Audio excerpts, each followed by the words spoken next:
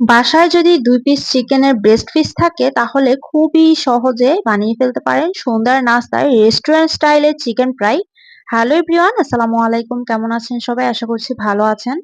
আমিও আলহামদুলিল্লাহ ভালো আছি। এই চিকেনটা খেয়ে আপনি বুঝতে পারবেন না এটা যে বাসায় বানানো। এত বেশি মজার আর ক্রিসপি হয়। আর দেখেই বুঝতে পারছেন কতটা লোভনীয় হয়েছে। তো কথা না বাড়িয়ে চলুন রেসিপিতে ফিরে যাই। তো ১ম এ আমি ৪ টা চিকেনের ব্রেস্ট পিস নিয়ে নিয়েছি আর এগুলাকে এখন আমি কাট করে নিব। তো এগুলাকে হচ্ছে আমি একটু স্কোয়ার শেপে সাইজ করে নিচ্ছি, আপনারা দেখতেই পাচ্ছেন।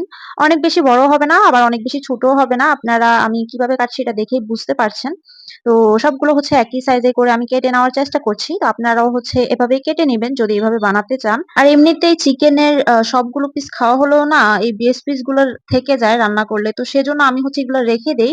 এগুলো দিয়ে যদি এভাবে চিকেন ফ্রাই বানানো যায় তাহলে কিন্তু বাচ্চারা অনেক বেশি পছন্দ করবে। শুধু বাচ্চারা না, ছোট বড় সবাই স্ন্যাকস হিসাবে সন্ধ্যার নাস্তায় অনেক বেশি পছন্দ করবে। তো যাই হোক, আমি সবগুলো কেটে নেওয়ার পর সুন্দর করে ধুয়ে পরিষ্কার করে নিয়েছি। আপনারা দেখতেই পাচ্ছেন পানিটা অবশ্যই ঝরিয়ে নিতে হবে।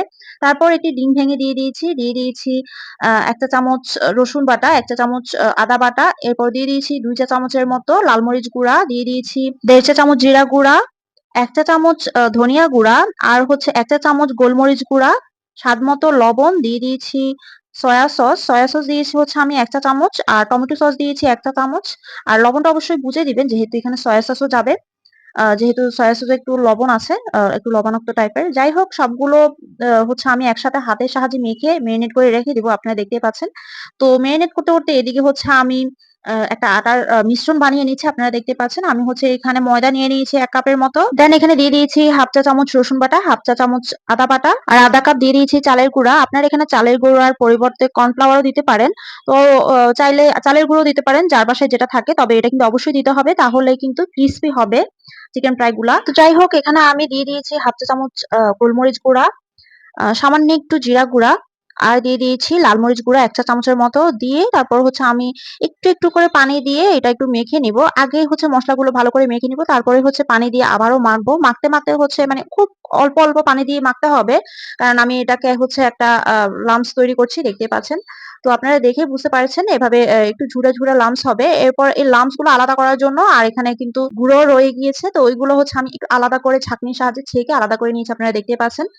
তো এরপর যেটা করব, আমি যে চিকেন গুলো মেরিনেট করে রেখেছিলাম ওইগুলা থেকে হচ্ছে মসলাগুলো আলাদা না আসলে, আমি চিকেন গুলা হচ্ছে একদমই উঠিয়ে নিব, মানে চিকেনের থেকে যে মশলাগুলা ছিল অতিরিক্ত, তো ওইগুলো থেকে হচ্ছে উঠিয়ে আলাদা করে রেখেছি। আর ওই মশলাগুলো যেগুলো অতিরিক্ত ছিল ওইগুলো হচ্ছে সে ছেঁকে রাখা পাউডারটা, মানে আটার যে পাউডারটা করেছিলাম ওইটার মধ্যে দিয়ে তারপর হচ্ছে আমি একটু পানি দিয়ে একটু পাতলা মিশ্রণ তৈরি করে নিচ্ছি, আপনারা দেখেই বুঝতে পারছেন। তো আসলে আমি বুঝাতে পারছি কিনা জানি না। তবে আপনারা অবশ্যই বুঝে নিবেন দেখে আমি কিভাবে করছি।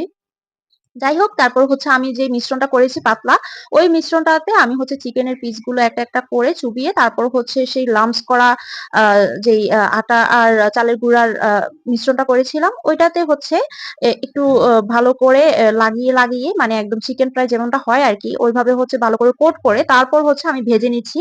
তেলটা অবশ্যই গরম করে নিতে হবে। একটি প্যানে হচ্ছে আমি আগে থেকেই তেলটা গরম করে নিয়েছি, আপনারা দেখতেই পেয়েছেন। তো এভাবে হচ্ছে আমি সবগুলো ভেজে নিয়েছি। মিডিয়াম টু লো ফ্লেমে ভাজলেই হচ্ছে ক্রিসপি হবে। একটু সময় নিয়ে ভাজতে হবে যাতে চিকেনটাও হচ্ছে ভালো করে কুক হয় আর ভিতরটা অনেক বেশি জুসি হয়।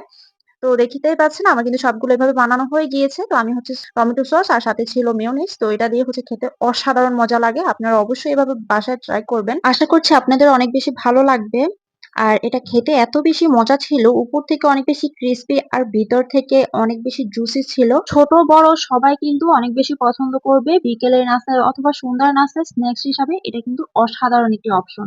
বাইরে না গিয়ে, রেস্টুরেন্টে না গিয়ে যদি বাসায় খুবই হেলথি উপায়ে এই চিকেন ফ্রাইটা বানানো যায় তাহলে আমার মনে হয় রেস্টুরেন্টে না খেয়ে, বাইরে না গিয়ে বাসায় বানানোটাই ভালো। আর এভাবে যদি আপনারা বাসায় চিকেন ফ্রাই বানিয়ে থাকেন তাহলে অবশ্যই কিন্তু কমেন্ট করে জানাবেন কেমন খেতে হয়েছে। আসলে এটা কিন্তু অসাধারণ খেতে। আমি তো খেয়েছি সেজন্যই বলছি।